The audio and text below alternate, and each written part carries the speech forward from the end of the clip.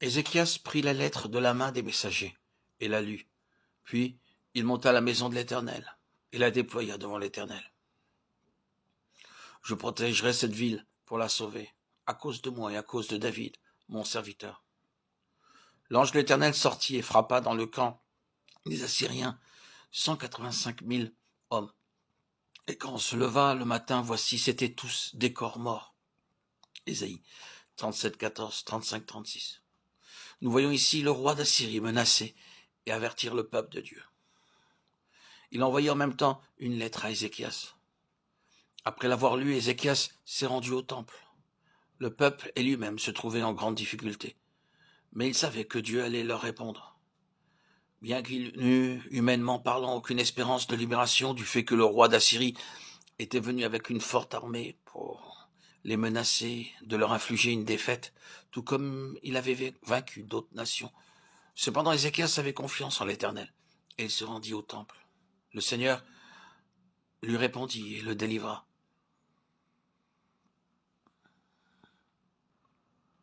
Ézéchias a alors prié, mais il ne savait pas ce qui allait se passer. Cependant, Dieu, lui, le savait. Voyez Ésaïe 37-36, le lendemain matin, il n'y avait que des corps morts dans la grande armée assyrienne. Nous apprenons ainsi que nous avons une arme lorsque l'ennemi nous attaque de façon ou d'une autre, c'est la prière à genoux. Malheureusement, nous utilisons souvent notre langue et non pas nos genoux. Ceux-ci sont plus utiles que la langue. Si nous savions seulement utiliser suffisamment nos genoux, nous trouverions le ciel ouvert et les tempêtes que l'ennemi soulève contre nous se calmeraient. Ézéchiel tourna son visage contre le mur et fit cette prière à l'Éternel. Ésaïe 38:2. Je te délivrerai, toi et cette ville, de la main du roi d'Assyrie.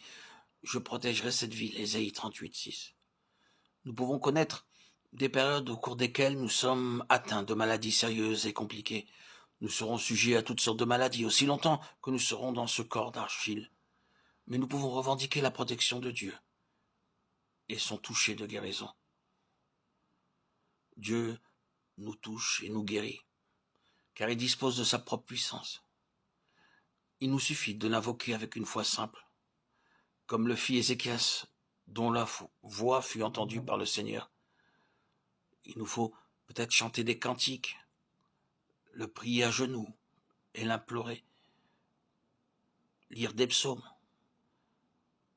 Et viendra le moment où nous serons touchés par la grâce de Dieu. Dieu répond lorsque nous l'invoquons avec une foi toute simple, une foi enfantine. Toutes les épreuves que nous vivons servent à nous fortifier, afin que nous puissions mettre toute notre confiance en lui. Il est venu en aide à Ézéchias, et je suis certain qu'il est venu ainsi en aide à beaucoup d'entre nous.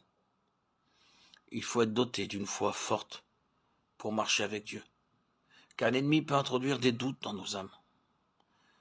Dans Ésaïe 38, la foi d'Ézéchias devint plus forte à la suite de ce que Dieu avait fait en sa faveur au chapitre 37. Ainsi, toute expérience que nous traversons rend notre foi plus forte. Tout au long de notre vie, nous lui prouvons notre fidélité en nous saisissant de lui par la simple foi. Dieu peut nous enseigner lorsque nous nous saisissons de lui.